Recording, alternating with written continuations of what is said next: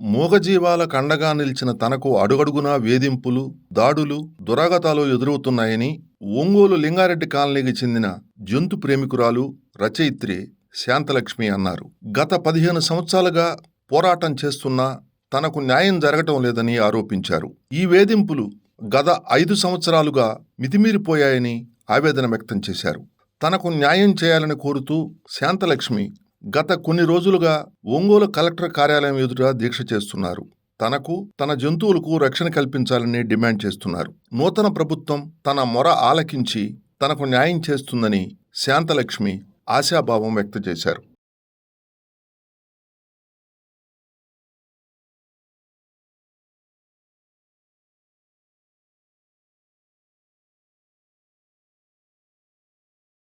నా పేరు శాంతలక్ష్మి.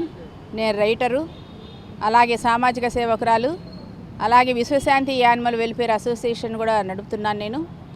మేము నివాసం ఉండేది లింగారెడ్డి కాలనీ అని చెప్పేసి పాలకేంద్రం నియర్లో ఉంటాము. అక్కడ 15 సంవత్సరాల క్రితం అక్కడికి వెళ్ళాల్సి వచ్చింది. అక్కడ ఆ ఏరియాలో వ్యభిచార నిర్వాహకులు, వ్యభిచారం చేసుకునే వాళ్ళు ఉన్నారు. కానీ వాళ్ళ బతుకేదో వాళ్ళు చేసుకుంటే బాగుండేది. నా ఫోటోలు, వీడియోలు తీసి నేను వ్యభిచారని చెప్పేసి నా మీదకి మగవాళ్ళందరినీ ఎక్కడికి వెళ్తే అక్కడికి పంపిస్తూ ఉన్నారు. ఆ మగవాళ్ళు నా దగ్గరకు వచ్చి చాలా అసభ్యంగా ప్రవర్తించడం అనేది జరుగుతుంది. ఇది ఒకరోజు కాదు, 2 రోజులు కాదు, 15 సంవత్సరాల నుంచి జరుగుతూ ఉంది. దాని మీద వాళ్ళు నేను పోలీస్ కేసులు పెట్టినప్పుడల్లా నా మీద దాడులు చేశారు, అట్లా చేస్తూ ఉన్నారు. 10 సంవత్సరాల క్రితం ఎడ్లో తిట్టు గడిచిపోయింది, కానీ గత 5 సంవత్సరాల నుంచి నరకం అంటే ఏంటో చూస్తున్నాను. నేను యానిమల్ వెల్ఫేర్ అసోసియేషన్ ఉండడం వలన నాకు ఇంకా నరకం చూపిస్తున్నారు. వాళ్ళు నా మీద ఇట్లా మగవాళ్ళను పంపించడము, తిట్టడము, దాడులు చేయడము, వాటికి ఆహారం పెట్టకుండా వాటిని చంపడము, ఇవన్నీ చేసినప్పుడు నేను కంప్లైంట్స్ స్పందనలో, ఎస్పీ గారి స్పందనలో ఇచ్చాను, కలెక్టర్ గారి స్పందనలో ఇచ్చాను. ఏ ఒక్క కంప్లైంట్కి వాళ్ళు స్పందన వలలో లేదు. నా మీద హెరాస్మెంట్ బాగా పెరిగింది. దీనికి తోడు పోలీసులు పట్టించుకోకపోవడమే కాక వాళ్ళకు ఫుల్ సపోర్ట్ ఇచ్చి వాళ్ళని సంరక్షిస్తున్నారు. బాగా సమాజంలో ఒక పనికిరాని పనులు చేసే వాళ్ళని చేయనీయకుండా చేసి సమాజానికి శాంతి భద్రతలు కల్పించాల్సినటువంటి శాంతి భద్రతా రంగం వాళ్ళకు సపోర్టుని ఇచ్చి వాళ్ళలో ఆత్మవిశ్వాసాన్ని పెంచి నా మీద బాగా దాడులు చేయించడం అనేది చేశారు. అలాగే యానిమల్స్ సంబంధించినటువంటి కార్లు, బండ్లని 5 సంవత్సరాల నుంచి పాడు చేస్తున్నారు. వాటిని నేను రిపేర్ చేయించుకోవడానికి చాలా డబ్బు ఖర్చు పెట్టాల్సి వచ్చింది.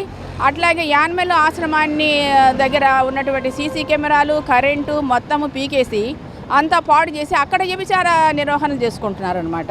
నాకు దాదాపు 40 లక్షల రూపాయలు నష్టము వచ్చింది. తర్వాత 2వ తారీఖు మే నెలలో నా మీద హత్య దాడి చేయించారు. ఆ హత్య దాడిలో బండి మీద ఉన్న నన్ను డివైడర్ పక్కన వచ్చి ఒకడు కొట్టాడు. ఆ కొట్టగానే ఇంకా నాకు ఆ తర్వాత స్పృహ లేదు, కానీ చాలా తీవ్ర రక్తస్రావం జరిగింది. తలంతా పగిలిపోయింది. ఇప్పటికి కూడా 2 నెలలైంది. ఇప్పటికి కూడా నేను కోలుకోలేని పరిస్థితిలో ఉన్నా. ఆ కేసు కూడా ఇంతవరకు పోలీసులు చేయలేదు. నేను పోలీస్ స్టేషన్కి వెళ్ళి నేను రాసిస్తాను కంప్లైంట్ అంటే కంప్లైంట్ తీసుకోలేదు. మేము పిలిచినప్పుడు రాపో, నీ ఫోన్ నెంబర్ మా దగ్గర ఉందిలే పో అన్నారు. మరి 2 నెలలైనా ఇంతవరకు లేదు. 5 సంవత్సరాల నుంచి ఇచ్చిన కంప్లైంట్స్కు దిక్కు లేదు, మరి హత్యా ప్రయత్నం చేసిన దిక్కు లేదు. అసలు ఏంటి శాంతి భద్రతా రంగం అనేది ఏంటి, ఎందుకు చేస్తున్నారనే విషయాన్ని ఇంత హింస పెడుతున్నా పట్టించుకోకుండా ఉండడానికి కారణం ఏంటి అనేది దాని మీద నేను ప్రజల్లోకి ఈ విషయాన్ని తీసుకెళ్లాలని ఈ దీక్ష చేపట్టాను. తర్వాత నేను చంద్రబాబు నాయుడు గారికి 1995 నుంచి 99 వరకు కూడా మహిళలకు ఉన్నటువంటి కార్యక్రమాలన్నీ కూడా చేశాను. ప్రజలందరికీ, మహిళలందరికీ చాలా చైతన్యం తీసుకొచ్చాను. డోక్రా గ్రూప్లో జిల్లాలో కట్టించినటువంటి 900 మందికి మొట్టమొదటి మహిళను నేనే. అలాగే అక్షర ప్రకాశం చేశాను, అలాగే నాటుసారా ఉద్యమం చేశాను, ఇట్లాంటి ఎన్నో చేశాను. అట్లాగే ఒక రచయితగా ఒంగోలులో ఎన్నో చేసినటువంటి కార్యక్రమాలు అందరికీ తెలిసినటువంటి విషయమే. మరి నాకే రక్షణ లేకపోతే ఇంకా మామూలు వాళ్లకు రక్షణ ఏం కల్పిస్తారు పోలీసులు? పోలీసుల బాధ్యత రాహిత్యంపై కఠిన చర్యలు తీసుకోవాలి. నా మీద దాడులు చేస్తున్నటువంటి మా ఇంటి పక్కన ఉండేటువంటి వ్యభిచార నిర్వాహకులు, వాళ్ళకు అండగా ఉన్నటువంటి పోలీసులపైన కూడా కఠిన చర్యలు తీసుకోవాలి. యానిమల్ వాహనాలను పాడు చేసి ఉన్నారు. ఇప్పుడు పాడు అయిపోయి ఉంది. దాన్ని రిపేర్ చేయించి నాకు అందిస్తేనే తప్ప నేను యానిమల్ సేవలు బాగా చేసుకోలేనని చెప్తున్నా. రోజుకు 10 కిలోల రైసు, 20-30 లీటర్ల పాలను ఒక బండి మీద తీసుకెళ్ళి నేను వాటికి పెట్టడం అనేది అంటే అది మామూలు విషయం కాదు.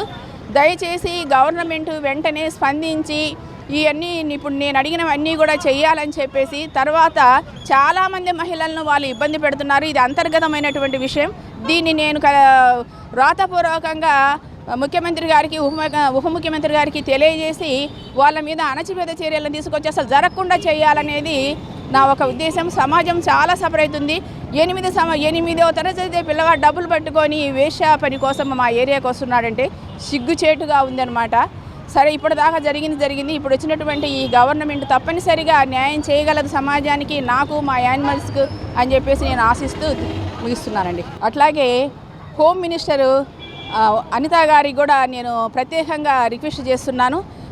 మహిళల మీద దారిన పోయేటువంటి మహిళల మీద ఫోటోలు తీసేసి, అలాగే ఉద్యోగాలు చేసుకునేటువంటి మహిళలకి కార్లని అట్లాంటి వాటిని ఇచ్చేసి ఆ తర్వాత వాళ్ళని బ్లాక్మెయిల్ చేసి వ్యభిచారంలోకి దించేటువంటి వ్యక్తులను తీసుకొచ్చేసి, అంటే సైకోలను తీసుకొచ్చేసి ఆడవాళ్ళను ఆ విధంగా లైంగికంగా చాలా బాధ పెడుతున్నారు. అంతర్గతంగా అది ఎవరికి చెప్పుకోలేనటువంటి విషయము. దీన్ని ఖచ్చితంగా నేను మీకు రాతపూర్వకంగా తెలియజేస్తారు మేడం గారు. ఇది స్పందించి వెంటనే దీన్ని బాగు చేయాలని, అంటే వాళ్ళు చేసేటువంటి ఆ పాడు పనులన్నింటిని కూడా వెంటనే ఆపేసి సమాజాన్ని బాగు చేయాలని, సమాజానికి రక్షణగా నిలవాలని చెప్పేసి కోరుకుంటున్నా. అలాగే నాకు కూడా వెంటనే నేను దీక్షలో ఉన్నాను.